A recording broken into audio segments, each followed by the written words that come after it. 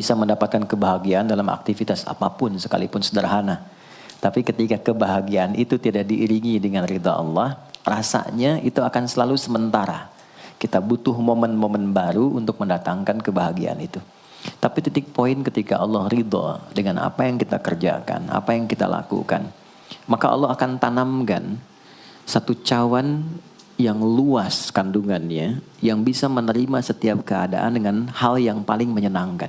Apapun yang kita lihat selalu nyaman. Yang kita dapati, kita ridha dengan apa yang Allah berikan. Keadaan itulah yang oleh Nabi itu diungkapkan dengan komen yang sangat simpel tapi dalam isinya. Kata Nabi, ajaban di amril mu'min. Orang beriman itu kalau benar imannya, maka kehidupan itu mengagumkan. Bila dia mendapatkan kesuksesan, dia iringi dengan kesyukuran. Sehingga sifatnya tetap proporsional. Dia sukses tapi ada keseimbangan dengan syukur. Sehingga tidak berlebihan menyalurkan kesuksesannya itu. Dan dengan sifat berlebihan itu hanya memberikan beban pada dirinya. Saya pernah sampaikan kan, di kesuksesan itu identik dengan gaya hidup. Rumus gaya di fisika itu kan selalu F1 banding lurus dengan F2.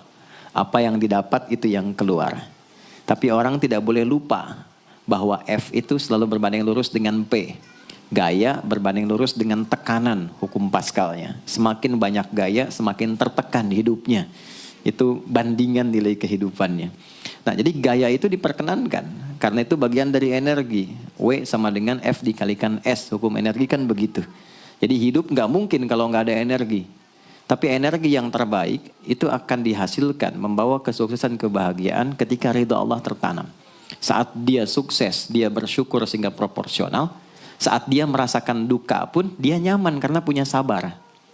Nah, sabar itu mahal. Di Jepang ada banjir, itu bisa minta maafnya luar biasa, tak tahan dia bunuh diri. Di kita banjir bisa berenang. Itu gambaran. Cuma kalau nggak seimbang repot juga. Nah, membangun keseimbangan itu butuh konektivitas yang kuat dengan Allah. Konektivitas itulah yang dalam bahasa agama disebut dengan sholat namanya. Ya. Di pertemuan lalu kita sudah mencakup beberapa bagian dari sholat itu. Tapi saya ingin tekankan sedikit untuk menguatkan. Sholat berasal dari kata wasala atau silatun. Dasarnya kata wasala yang berarti terkoneksi dengan kuat. Terhubung dengan erat. Kita pernah dengar istilah silaturahmi kan? Ya kan? Kalau kita kumpul, bahasa kerennya saya mau silaturahmi kan? Tapi goalnya tercapai nggak? Ya, silaturahmi itu kan dari kata silah, terhubung dengan erat, rasa sayang dan perhatian. Sehingga parameternya itu bukan saat datang. Kalau datang kita nyapa, wajar karena orangnya ada. Tapi kalau berpisah kita masih ingat, masih peduli, masih mendoakan, masih ngontak, itulah silah namanya. Di setiap keadaan kita masih terkoneksi. Keadaan kita yang terhubung dengan Allah. Sehingga di setiap tempat kita diperhatikan, di pekerjaan kita dibimbing, di rumah tangga kita diiringi. Sehingga semua berjalan mudah dan membahagiakan. Yang melatih kita untuk terkoneksi sehingga nggak putus dengan Allah, itulah yang disebut dengan sholat. Sehingga goal dari sholat itu adalah membangun konektivitas kita dengan Allah yang kuat. Itu yang dimaksud di Quran surah keempat An-Nisa di ayat 103. فَإِذَا قَضَيْتُمُ الصَّلَاةَ maka jika anda telah tuntas mengerjakan sholat, فَاذْكُرُوا اللَّهَ. Ukuran keberhasilan sholat anda itu ketika anda merasakan konektivitas dengan Allah mulai nyambung. Qiyaman, jalannya ingat Allah. Sehingga kalau orang jalan, bekerja di apapun, saat dia ingat Allah, dia bisa memfungsikan tubuhnya sehingga tidak mengerjakan apa yang Allah tidak sukai. Gak akan mungkin anda melihat sesuatu yang tidak Allah senangi dalam keadaan yang sama anda ingat Allah. Gak akan mungkin melangkah pada tempat yang salah saat ingat Allah. Dan itu tidak mudah karena banyak orang keluar masjid pun setelah selesai sholat masih tertukar sendal. Padahal kalau dia ingat Allah gak mungkin itu terjadi. Itu pelajaran dasarnya. Wa qu'udan wa ala junubikum. Baik itu duduk bahkan sampai berbaring. Ada koneksi. Nah jadi singkatnya, sholat itu semua gerakannya, semua bacaannya, Dari mulai kita bertakbir sampai kita salam, bacaan yang mengiringi, itu bukan sekedar gerakan hampa makna, formalitas kita bergerak dan berakhir, bukan sekedar membaca bacaan yang tidak ada isinya, tapi semua bimbingan bagaimana kita diajarkan langsung oleh Rasulullah bisa mengoneksikan lewat gerakan dan bacaan itu tersambung kepada Allah, sehingga feedbacknya semua apa yang kita bacakan dijawab oleh Allah. Semua gerakan yang kita lakukan ini hakikatnya bimbingan tentang inti kehidupan kita. Jadi di sholat itu ada bacaan, ada gerakan, ada hikmah, ada maknanya semua. Jadi bukan kita takbir begini hampa saja. Tidak. Kenapa mesti begini? Kenapa tangan yang kanan menutup yang kiri?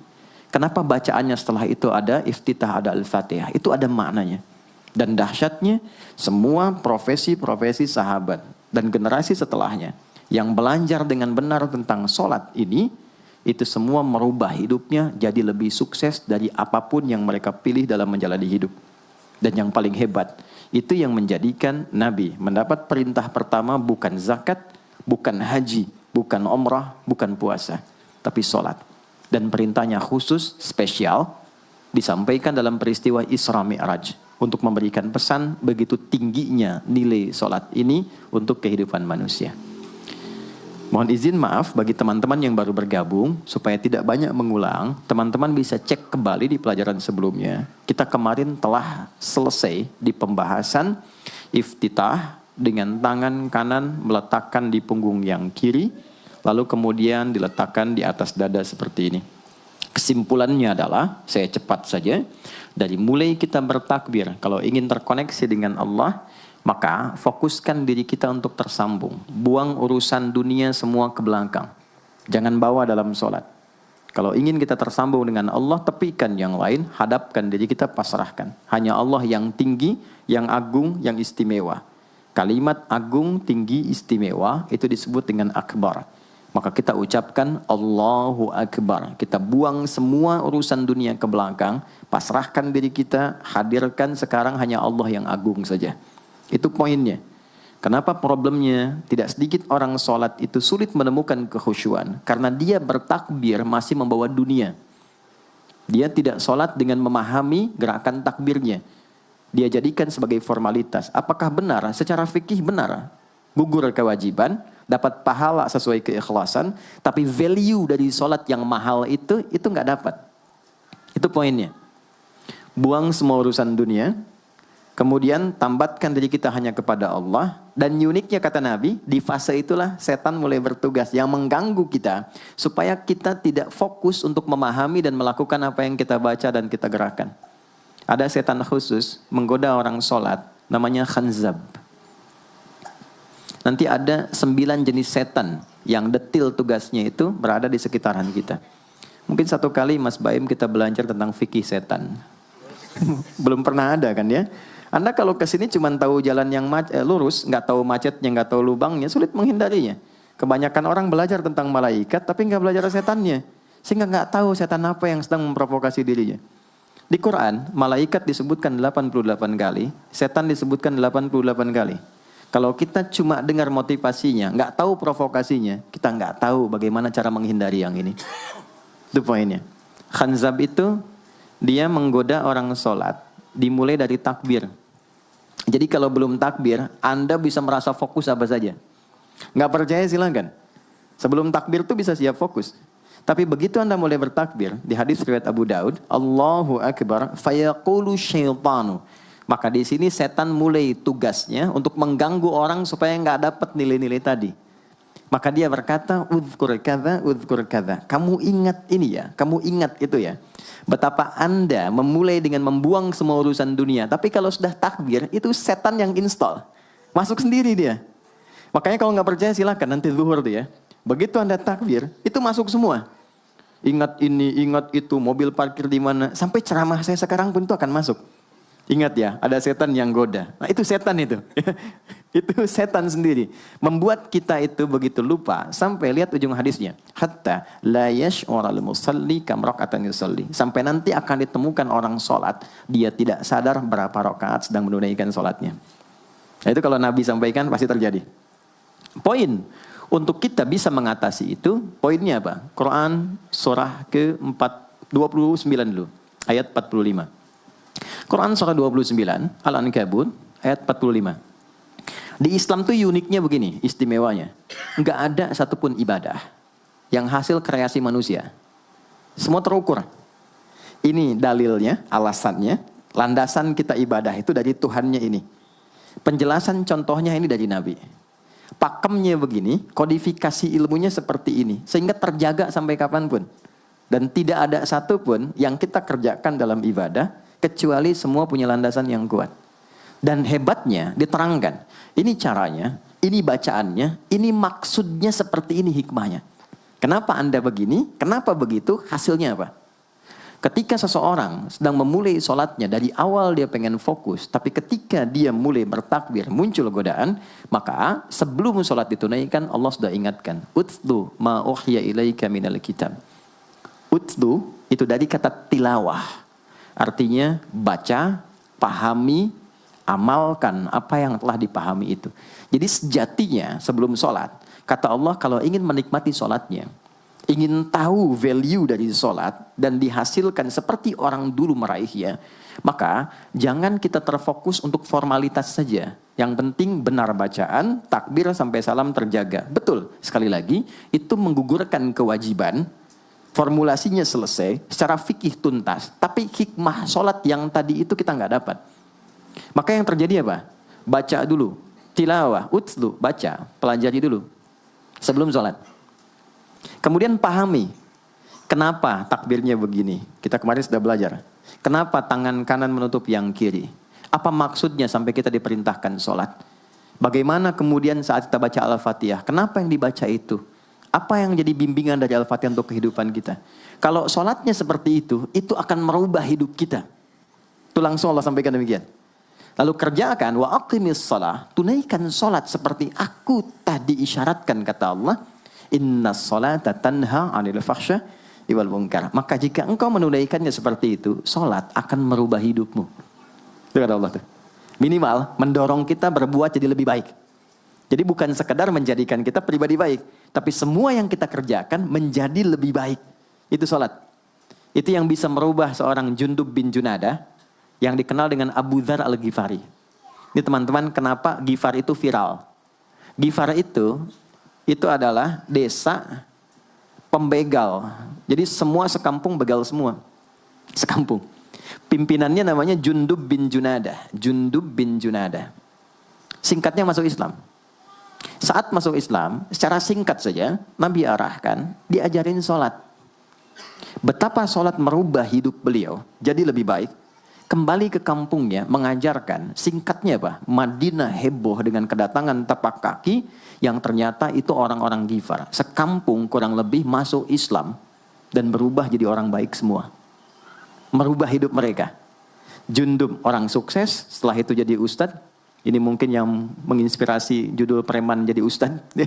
Ini tadinya pembegal semua. Sekampung sukses, jadi orang baik, aktivitasnya berubah, lebih berkualitas. Untuk memberikan inspirasi ke generasi masa depan, bahwa kami dulu pernah begini, dengan sholat kami berubah, kesuksesan kami raih, maka diviralkanlah nama daerahnya. Tambahkan al di depannya, ujungnya tutup dengan i. Maka dilekatkan nama bekennya, kunyah, namanya Abu Dzar. Abu Dzar al-Ghifari. Al-Ghifari itu untuk memberikan kesan begini, saya ini dari Ghifar. Itu kampung jelek, desa tempat pembegal, tapi Islam merubah, saya menjadi lebih baik. Sholat mengarahkan saya punya kualitas hidup yang lebih baik. Itu poinnya. Sejak peristiwa itu, orang-orang Islam dari manapun yang bukan Arab, itu selalu melekatkan nama daerahnya untuk mengenalkan. Islam pun sudah sampai ke tempat saya. Buktinya saya menjadi baik. Ada namanya Muhammad, punya bapak namanya Ismail, punya kakek namanya Ibrahim, kakek buyutnya Al-Mughirah, eyang buyutnya Al-Bardizbah, tinggal di kecamatan Ju'fah, kabupatennya Bukhara, provinsinya Khorasan, negaranya Uzbekistan sekarang. Maka karena dari Bukhara, dia kenalkan diri, datang ke daerah Arab, saya dari Bukhara. Rumus yang sama, tambahkan al di depannya, ujungnya i. Maka dia katakan, ana al-Bukhari. Itulah Imam al-Bukhari. Bukan orang Arab. Kita punya guru besar Syekh Nawawi dari Banten. Ana Nawawi al-Bantani. Ana Ahmad Yasin Al-Padangi. Tapi kesan kota itu untuk menunjukkan Islam telah sampai ke tempat saya dan merubah saya menjadi lebih baik. Kang Baim datang ke Mekah umrah, katakan saya Baim Bong al tanah kusiri. Maka kesan yang dibangun itu telah sampai ke tempat saya, merubah saya lebih baik. Saya Arman al Pondok Indahi misalnya kan, tidak masalah. Itu sah. Dan orang mengenal, oh rupanya Islam telah ke setiap wilayah. Tapi value-nya sampai enggak. Jangan cuma kita katakan saya dari fulan, saya dari tempat A. Poinnya adalah apa yang merubah engkau dari Islam menjadikan engkau lebih baik. Jadi kalau ada orang Islam mengaku Muslim, lisannya tidak lebih baik. Maaf sekali, telinganya mendengar tidak yang baik, perilakunya kurang baik, maka dipertanyakan klaim keislamannya. Sudah sejauh mana saya mendapatkan keberkahan dari Islam itu?